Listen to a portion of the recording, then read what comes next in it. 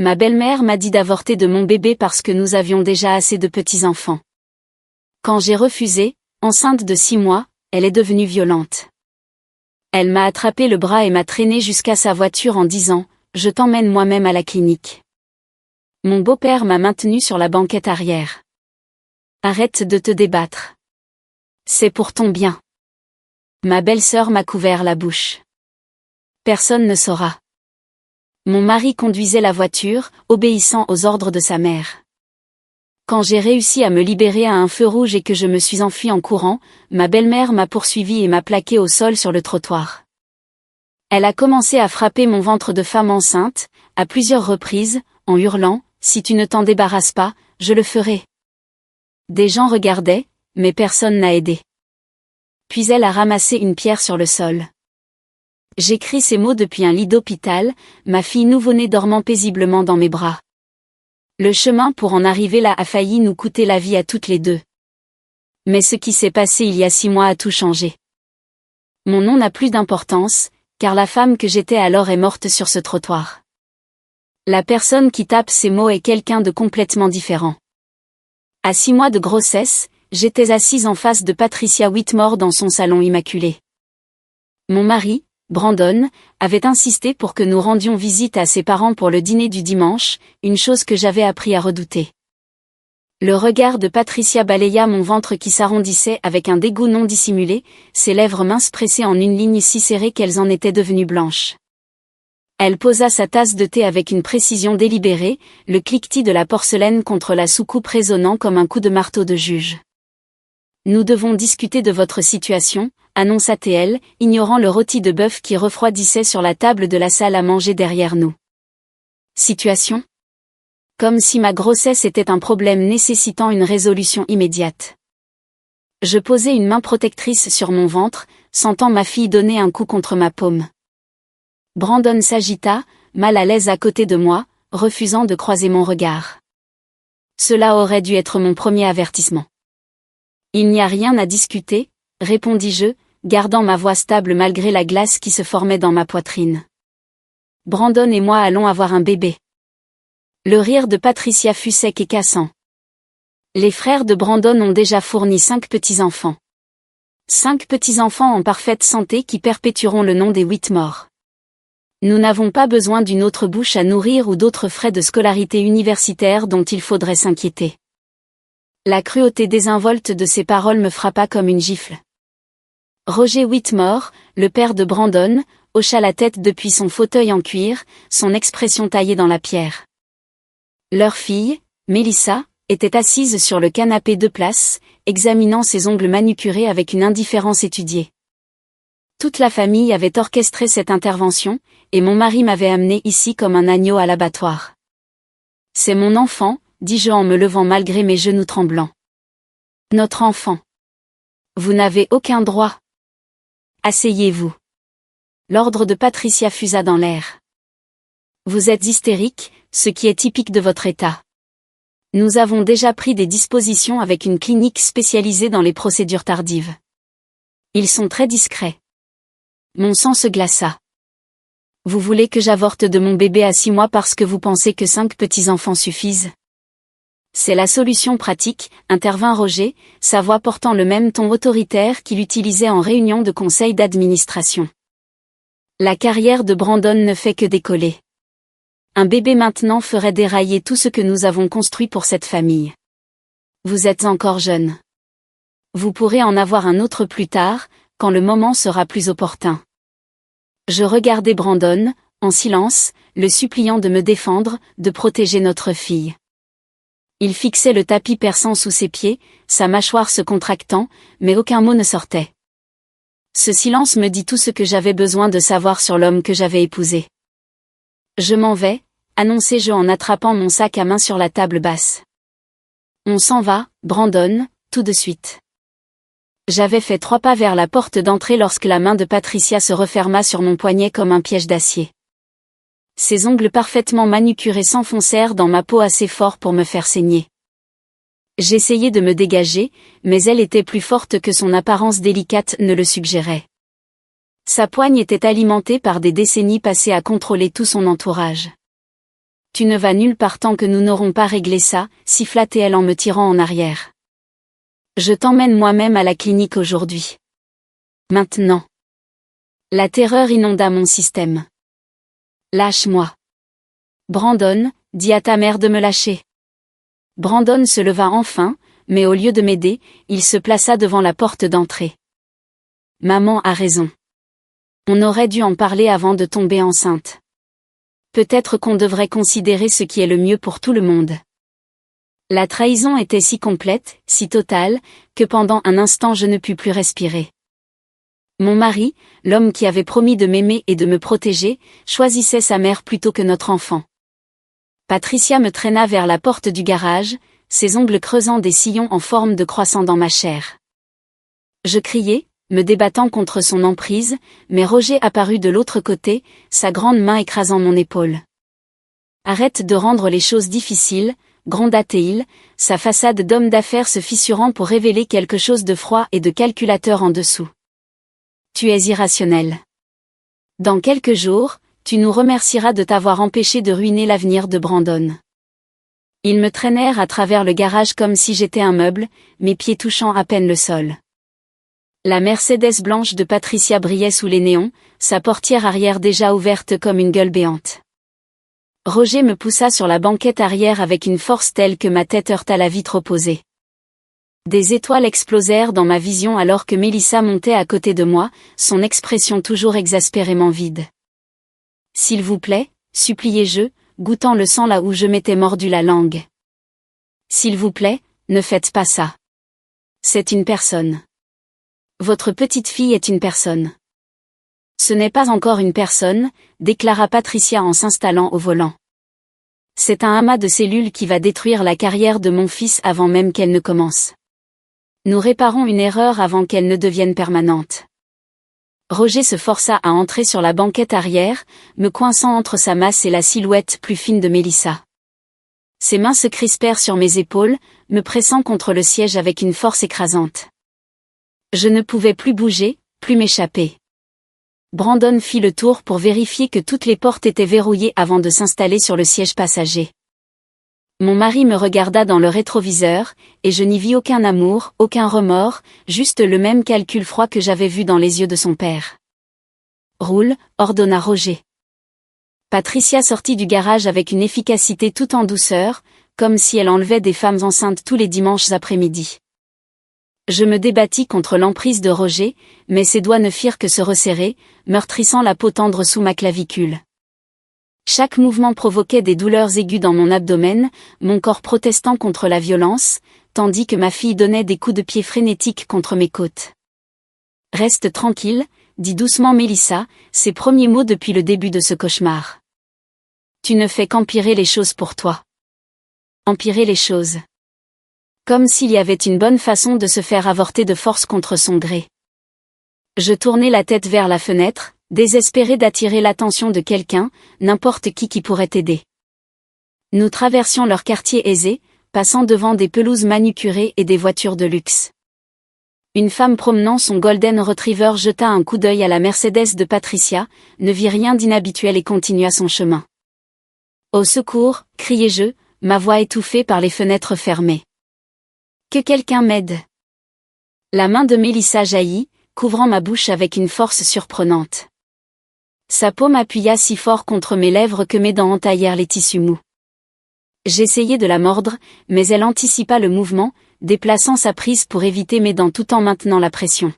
« Personne ne saura », murmura-t-elle, son souffle chaud contre mon oreille. « D'ici demain, tout sera fini. Maman a déjà dit à tout le monde que tu avais fait une fausse couche. L'histoire est déjà écrite. Tu n'as plus qu'à jouer ton rôle. » Ils avaient planifié cela depuis des semaines, peut-être même depuis le moment où j'avais annoncé ma grossesse. Chaque dîner du dimanche, chaque réunion de famille où Patricia avait souri de manière crispée et posé des questions indiscrètes sur mes soins prénatals, elle avait recueilli des informations, attendant le bon moment pour exécuter son plan. Et Brandon l'avait aidé à chaque étape. La circulation s'intensifia alors que nous entrions dans le quartier commercial.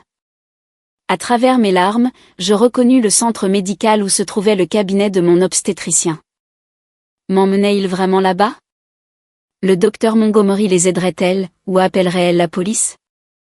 L'espoir vacilla dans ma poitrine, faible et fragile.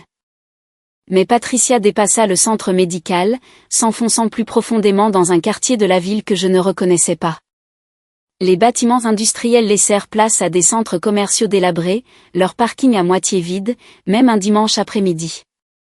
Elle se gara sur un parking derrière un bâtiment anodin aux fenêtres occultées. L'enseigne était si délavée que je ne pouvais pas lire le nom. C'est ici, annonça Patricia en coupant le moteur. Roger, amène-la à l'intérieur. Mélissa, aide ton père. Les portes se déverrouillèrent avec un léger clic qui sonna comme un glas. Roger me sortit de la banquette arrière, mes pieds pendant au-dessus de l'asphalte fissuré.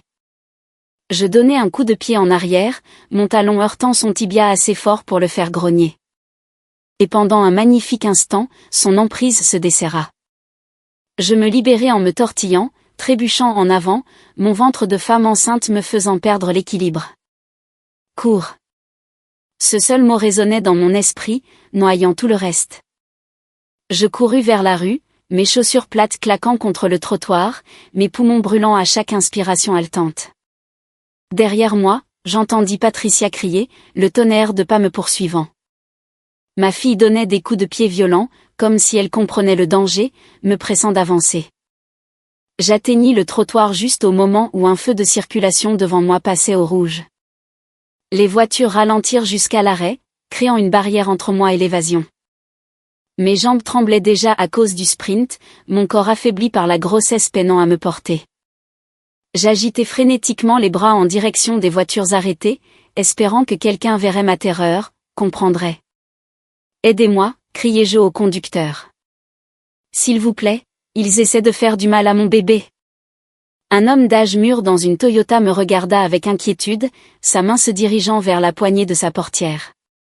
Mais avant qu'il ne puisse l'ouvrir, Patricia me percuta par derrière. Nous nous écrasâmes ensemble sur le trottoir, le béton écorchant la peau de mes paumes et de mes genoux. L'impact me coupa le souffle, me laissant haletante et impuissante. « Stupide fille égoïste » gronda Patricia, me retournant sur le dos avec une force terrifiante. Son visage se profila au-dessus de moi, déformé par la rage, toute prétention de raffinement ayant disparu. « Tu penses que tu peux me défier? Tu penses que tu peux ruiner tout ce que j'ai construit pour mon fils? » Son poing percuta mon ventre, s'enfonçant profondément dans la chair molle qui protégeait ma fille. La douleur explosa dans tout mon corps, brûlante et aveuglante. J'essayai de me recroqueviller en boule pour me protéger, mais Patricia me frappait déjà de nouveau, ses phalanges trouvant mon abdomen avec une précision cruelle. Chaque coup envoyait des ondes de choc à travers mon corps, et je sentis quelque chose se déchirer à l'intérieur de moi. « Si tu ne t'en débarrasses pas, je le ferai » hurla Patricia, sa voix se répercutant sur les bâtiments environnants.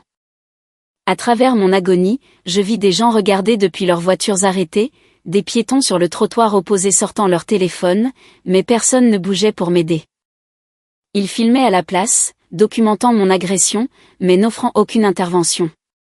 L'homme dans la Toyota qui avait semblé inquiet détourna maintenant le regard, sa main se retirant de la poignée de la portière.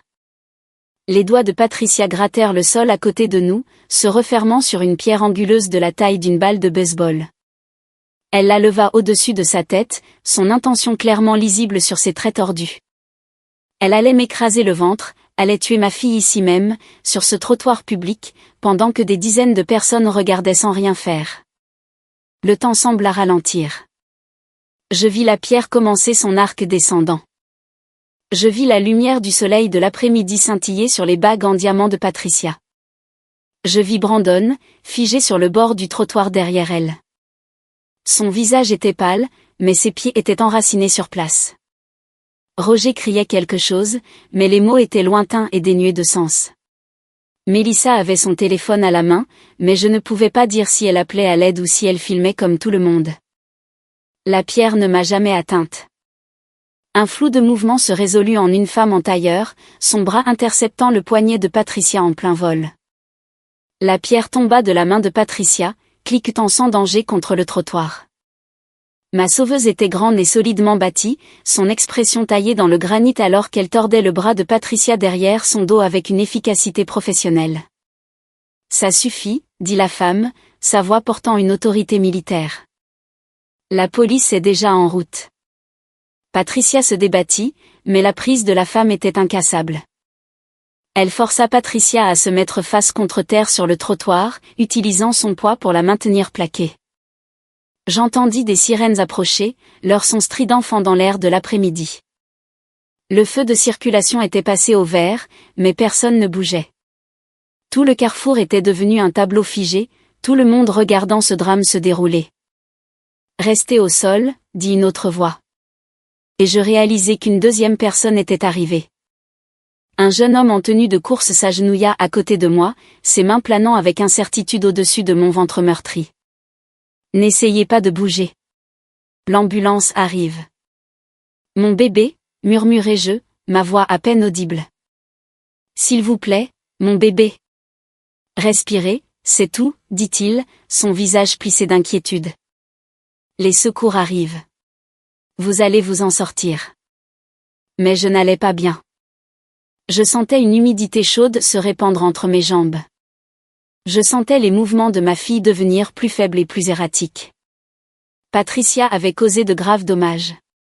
Et alors même que les voitures de police s'arrêtaient en crissant autour de nous, alors même que les ambulanciers se précipitaient avec un brancard et du matériel médical, je savais que ma vie s'était scindée en deux moitiés distinctes, avant ce moment, et tout ce qui viendrait après.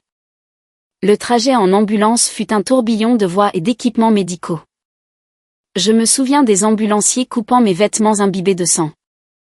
Je me souviens de la peur dans leurs yeux alors qu'ils s'efforçaient de me stabiliser. Je me souviens avoir demandé des nouvelles de mon bébé encore et encore, jusqu'à ce que l'un d'eux dise enfin les mots que je redoutais, « Nous faisons tout ce que nous pouvons. » L'entrée des urgences de l'hôpital Saint-Anthony nous a engloutis. Médecins et infirmières ont envahi l'espace autour de mon brancard, leurs visages des masques de préoccupation professionnelle alors qu'ils me roulaient vers la salle d'opération. Quelqu'un posait des questions sur les proches à contacter, et je m'entendis donner le numéro de mes parents au lieu de celui de Brandon. Mon mari avait aidé sa mère à assassiner notre enfant. Il ne serait plus jamais mon plus proche parent. L'opération a duré 4 heures. Quand j'ai finalement ouvert les yeux en salle de réveil, ma mère, Victoria, était assise à côté de mon lit, des larmes coulant sur son visage. Derrière elle se tenait mon père, Gérald, son expression mêlant chagrin et rage à peine contenue. Aucun d'eux ne parla immédiatement, et leur silence me dit ce que j'avais besoin de savoir. « Elle est vivante », dit le médecin en entrant dans la chambre avec une tablette à la main. « Votre fille est vivante, bien que ce fût extrêmement juste. Quelques minutes de plus et le décollement placentaire aurait été fatal pour vous deux. En l'état, nous avons dû pratiquer une césarienne d'urgence. Votre petite fille est en unité de soins intensifs néonatales, mais elle se bat. C'est une battante, tout comme sa mère. » Le soulagement et la terreur se battaient dans ma poitrine. Vivante. Ma fille était vivante. Mais à 26 semaines, les dangers auxquels sont confrontés les nourrissons prématurés étaient astronomiques, hémorragie cérébrale, détresse respiratoire, retard de développement. La liste des complications potentielles s'étendait sans fin devant nous. « Puis-je la voir ?» demandai-je, ma voix se brisant. « Bientôt », promit le médecin. « Pour l'instant, vous devez vous reposer et guérir. Vous avez subi un traumatisme important. La police est dehors, attendant de prendre votre déposition quand vous serez prête. » La police, oui. Patricia m'avait agressé dans une rue publique devant des dizaines de témoins. Même dans mon brouillard de douleur et de peur, je comprenais l'ampleur de ce qui s'était passé. Ma belle-mère avait tenté d'assassiner mon enfant à naître, et il y aurait des conséquences. La détective Laura Brennan était une femme pragmatique d'une 40aine d'années qui avait vu toutes sortes de violences que les humains pouvaient s'infliger. Elle installa un enregistreur sur ma table de chevet et sortit un bloc-notes, son stylo prêt. « Racontez-moi tout, dit-elle. Commencez par le début. » Alors, je l'ai fait. Je lui ai parlé du dîner du dimanche, de la demande de Patricia que j'avorte, d'avoir été traînée jusqu'à la voiture et maintenue par la famille de mon mari. J'ai décrit la tentative d'avortement forcé, ma fuite et l'agression de Patricia sur le trottoir. Je n'ai rien omis, même les parties qui me faisaient me sentir stupide et faible de ne pas avoir vu cela venir. Nous avons des vidéos de plusieurs témoins, dit la détective Brennan quand j'eus fini. Votre belle-mère est actuellement en garde à vue, ainsi que votre mari et votre beau-père. La belle-sœur également. Ils font tous face à de graves accusations. Enlèvement, agression, tentative de féticide. Votre mari risque des poursuites pour complicité. Féticide. Le terme juridique pour tuer un enfant à naître. Je n'aurais jamais imaginé que ce mot s'appliquerait à ma vie, décrirait ce que mon propre mari avait aidé sa famille à tenter. L'homme avec qui j'avais échangé mes vœux, qui avait promis de me chérir et de me protéger, avait conduit la voiture qui était censée me livrer à un avortement forcé illégal. Que va-t-il se passer maintenant, demandai-je. Cela dépend de plusieurs facteurs, répondit la détective Brennan. Le procureur examinera les preuves et déterminera les charges finales.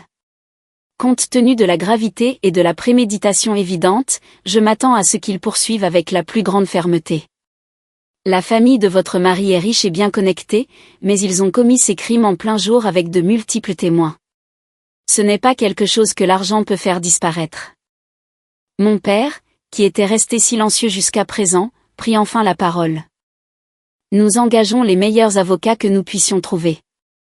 Des avocats pénalistes pour s'assurer que Patricia et Roger aillent en prison, et des avocats spécialisés en divorce pour s'assurer que Brandon perde tout.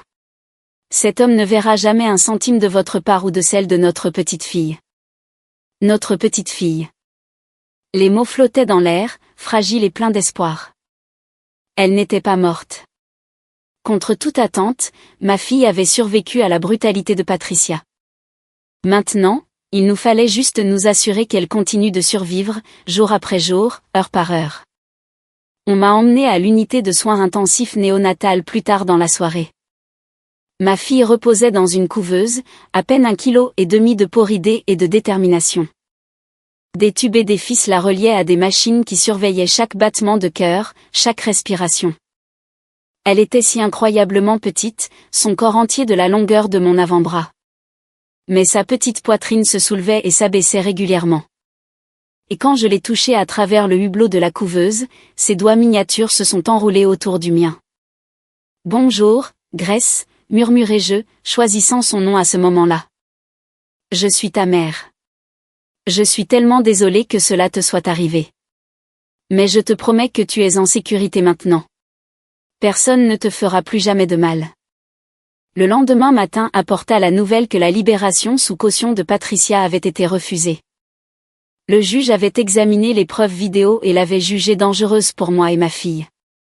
Roger a obtenu sa libération sous caution, mais a été équipé d'un bracelet électronique et a reçu l'ordre de rester à au moins 500 mètres de moi à tout moment.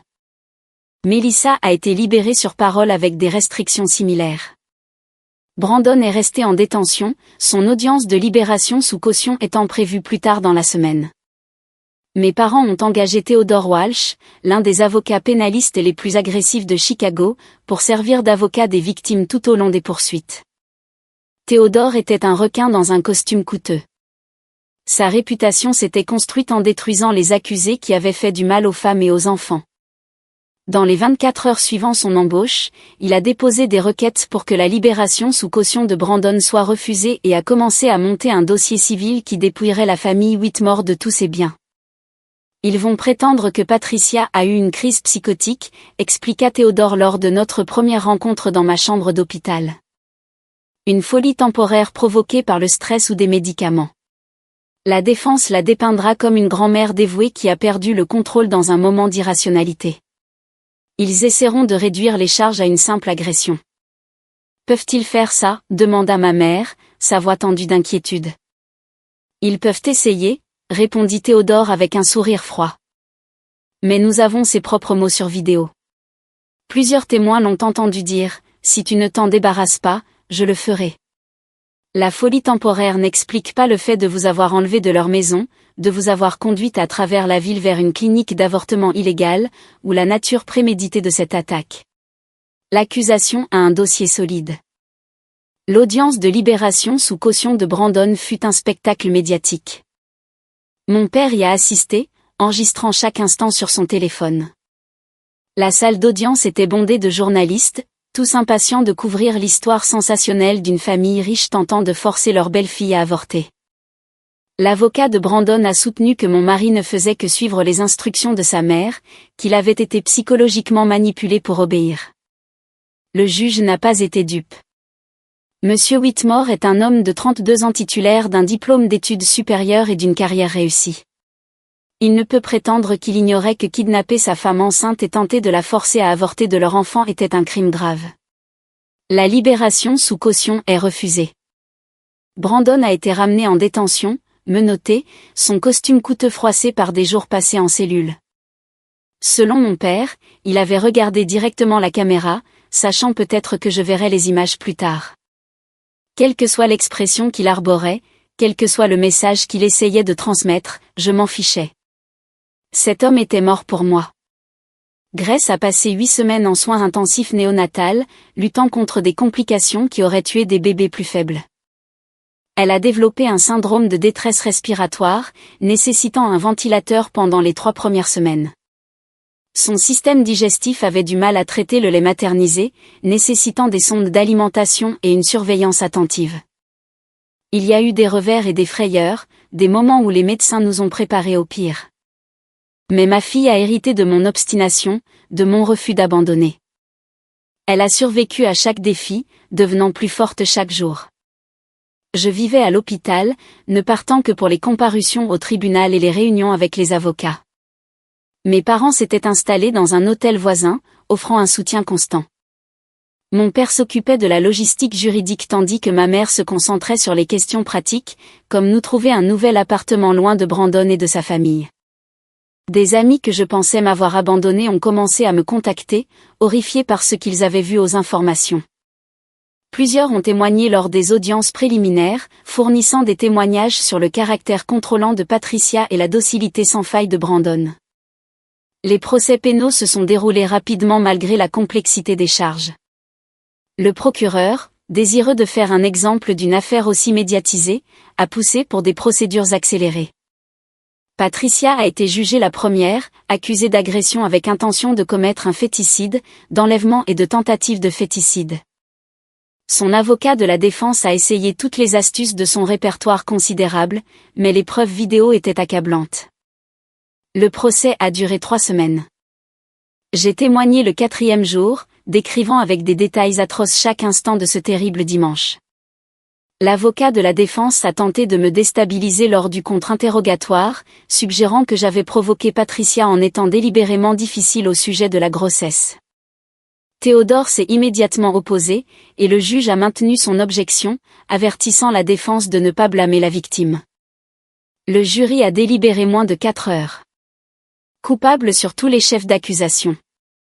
L'audience de détermination de la peine de Patricia était surréaliste. Elle se tenait devant le juge en combinaison orange, ses vêtements de marque et sa coiffure parfaite remplacés par des vêtements de prison et des racines grises apparaissant à travers sa teinture.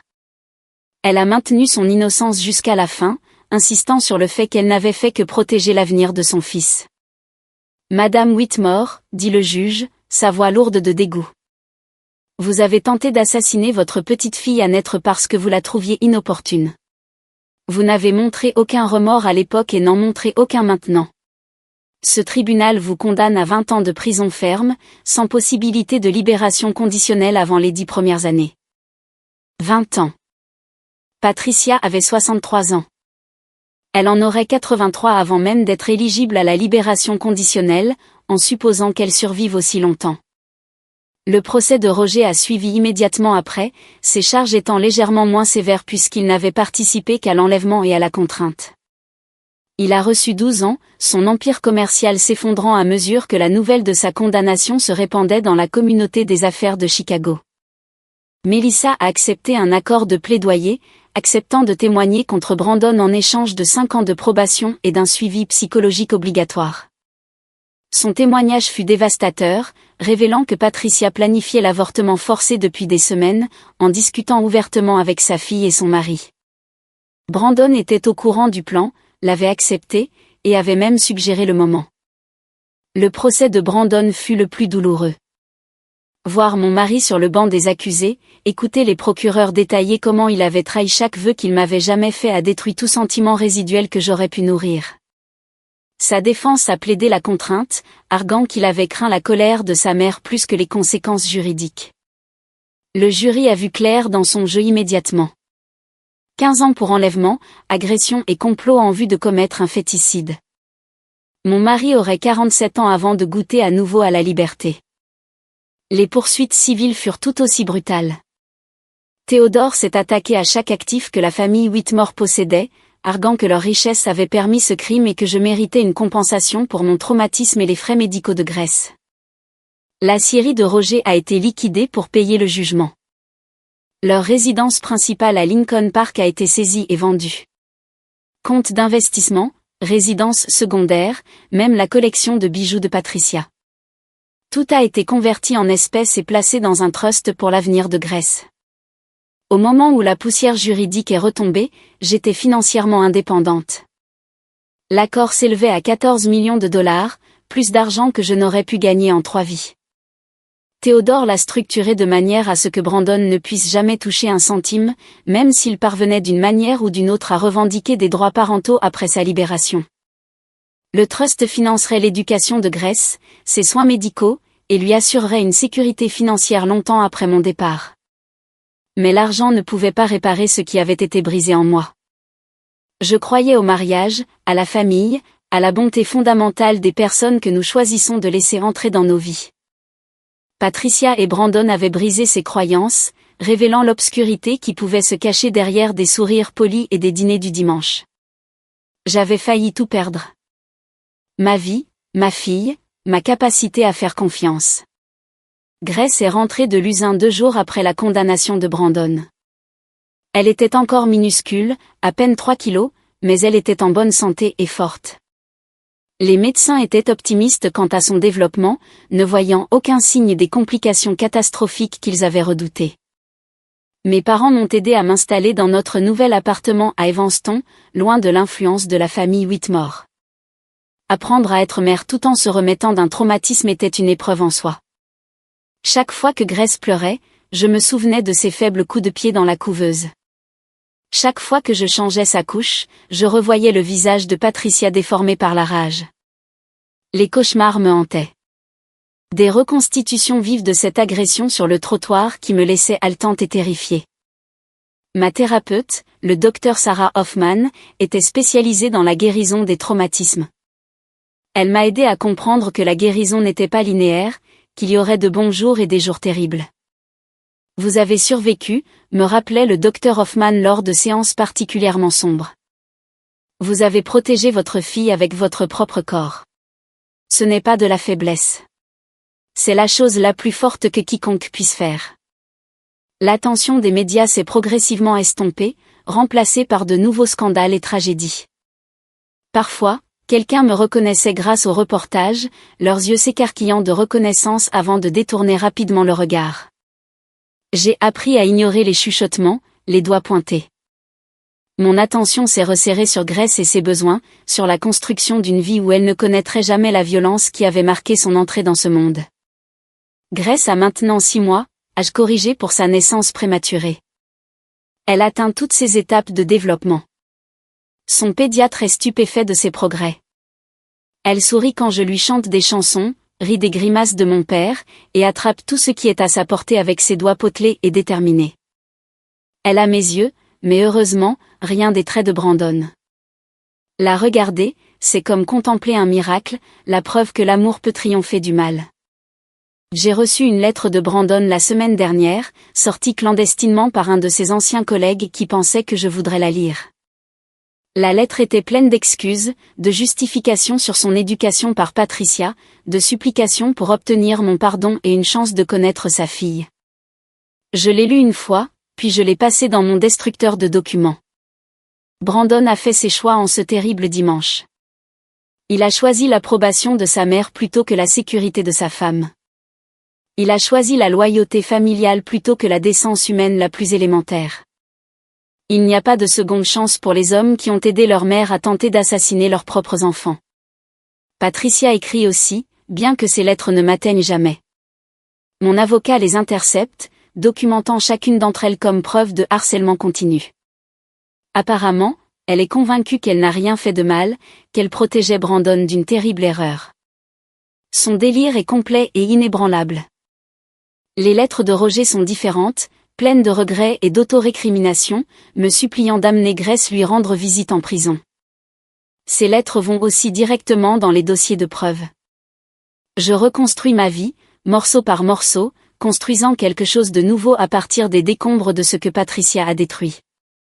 J'ai repris mes études, poursuivant un diplôme en travail social avec une spécialisation en violence domestique. Mon expérience m'a appris à quelle vitesse la famille peut devenir l'ennemi, comment les institutions abandonnent les femmes en crise.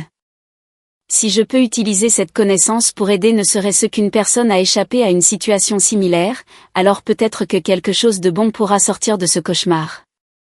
Mes parents sont tout le monde de Grace au-delà de moi. Mon père a pris une retraite anticipée, se consacrant à être le grand-père que Grace mérite. Ma mère gère les aspects pratiques de nos vies que le traumatisme rend parfois trop difficiles.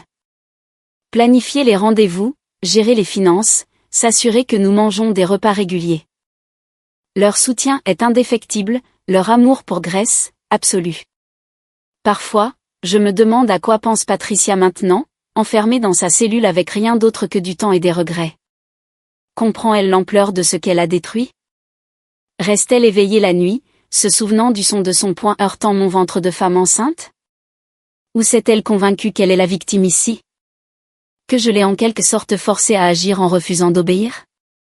Cela n'a pas d'importance. Patricia a perdu tout ce qui a jamais compté pour elle, sa liberté, sa richesse, la réputation de sa famille, l'avenir de son fils. Elle mourra en prison, oubliée et seule, pendant que Grace grandira entourée de gens qui mourraient avant de laisser quiconque lui faire du mal. C'est la justice, même si elle a eu un prix terrible. Brandon sera libéré un jour, diminué et endommagé par 15 ans de prison. Il émergera dans un monde qui aura avancé sans lui, sa carrière détruite, le nom de sa famille toxique.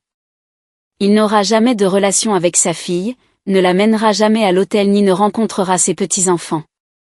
L'homme qui était trop faible pour tenir tête à sa mère fera face à des décennies de conséquences pour cette faiblesse. Je ne leur pardonne pas. Le pardon implique qu'ils le méritent, que leurs actions étaient en quelque sorte pardonnables. On ne pardonne pas à quelqu'un d'avoir tenté d'assassiner son enfant. On leur survit. On s'assure qu'ils ne puissent plus jamais faire de mal à personne. Et on construit une vie si belle et si pleine que leur mal ne devient rien de plus qu'une ombre lointaine. Grace se met à rire aux éclats quand je fais des framboises sur son ventre. Le son remplit notre appartement, pur et joyeux, non souillé par la connaissance de ce que sa grand-mère a essayé de lui faire. Elle connaîtra la vérité un jour. Je ne lui mentirai pas sur l'endroit où se trouve son père ou sur la raison pour laquelle nous ne voyons jamais sa famille. Mais elle grandira aussi en sachant qu'elle est aimée farouchement et protégée absolument. La femme en tailleur qui a arraché Patricia de moi s'appelait Catherine Reeves. C'était une ancienne policière militaire qui m'avait vu courir et avait immédiatement compris que quelque chose n'allait pas. Catherine a témoigné à tous les procès, son récit lucide de la brutalité de Patricia laissant les jurys visiblement secoués. Nous sommes restés en contact, nous retrouvant pour un café de temps en temps. Elle est devenue une amie improbable, quelqu'un qui comprend la violence et la survie d'une manière que la plupart des gens ne connaîtront jamais. Tu as bien fait, m'a dit Catherine lors de notre dernière rencontre, en regardant Grace mordiller un anneau de dentition dans sa poussette. Tu t'es battue pour elle quand c'était le plus important. C'est tout ce qu'un parent peut faire. Me battre pour Grace sera l'œuvre de ma vie. Me battre pour qu'elle grandisse en sécurité et aimée. Me battre pour aider d'autres femmes à échapper à des situations dangereuses. Me battre pour m'assurer que le mal de Patricia ne l'emporte pas. Chaque jour où Grace s'épanouit est une victoire. Chaque étape qu'elle franchit est la preuve que l'amour est plus fort que la haine, que la détermination peut surmonter même les circonstances les plus sombres. Je garde une photo de mon ancienne vie. Un selfie pris à 3 mois de grossesse. Je suis radieuse, heureuse, naïve quant aux horreurs à venir. Cette femme ne savait pas que sa belle-mère était un monstre. Ne savait pas que son mari était un lâche. Elle croyait aux contes de fées et aux fins heureuses. Regarder cette photo maintenant, c'est comme regarder une étrangère, quelqu'un dont j'envie et plains simultanément l'innocence. La femme que je suis maintenant est plus dure, plus sage, marquée de cicatrices qui ne guériront jamais complètement. Mais je suis aussi plus forte que je ne l'aurais jamais imaginé. J'ai survécu à une tentative de meurtre. J'ai mis au monde un bébé prématuré et je l'ai regardé se battre pour chaque respiration. J'ai affronté mes agresseurs au tribunal et j'ai vu la justice prévaloir. J'ai construit une nouvelle vie à partir d'une dévastation absolue. Grace ne se souviendra jamais du jour où elle a failli être tuée. Elle ne gardera jamais de souvenirs conscients des tubes et des moniteurs, de la lutte pour la survie dans une couveuse. Mais je m'en souviendrai pour nous deux. Je me souviendrai du visage de Patricia tordu de rage. Je me souviendrai de cette pierre levée bien haut. Je me souviendrai du moment où j'ai compris que mon mari avait choisi sa mère plutôt que notre enfant. Ces souvenirs sont gravés dans mon âme. Permanents et immuables. Ils sont aussi mon armure. Chaque fois que je doute de moi, chaque fois que la peur menace de me submerger, je me souviens que j'ai survécu au pire jour de ma vie. Si j'ai pu endurer l'agression de Patricia, protéger Grace avec rien d'autre que mon propre corps et ma détermination, alors je peux faire face à tous les défis que l'avenir me réserve. C'est ma vérité. J'ai été presque détruite par les personnes qui auraient dû m'aimer le plus. Mais j'ai refusé de les laisser gagner. J'ai survécu. Grace a survécu. Et nous construisons quelque chose de beau sur les cendres de ce qu'ils ont essayé de brûler. Patricia est en prison. Brandon est en prison. Roger est en prison. Et je suis là, à regarder ma fille découvrir ses orteils et s'entraîner à se retourner. J'assiste à des miracles chaque jour. C'est ma vengeance. Bien vivre, élever Grace pour qu'elle soit forte et gentille. S'assurer que l'héritage de la famille Whitmore soit un héritage de honte plutôt que de fierté. Il voulait effacer ma fille de l'existence. Au lieu de cela, elle est le centre de mon univers. La raison pour laquelle je me lève chaque matin, déterminée à rendre le monde meilleur. Patricia a essayé de nous détruire toutes les deux et a fini par ne détruire qu'elle-même. Grace babille maintenant, sa voix montant et descendant dans des approximations de mots.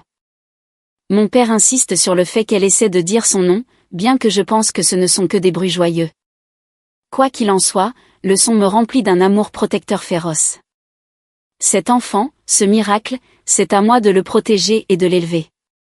Personne ne lui fera plus jamais de mal. J'ai fait cette promesse en soins intensifs, et je la tiendrai jusqu'à mon dernier souffle. L'avenir s'étend devant nous, plein de possibilités que Patricia a essayé de nous voler. Les premiers mots de Grace, ses premiers pas, son premier jour d'école.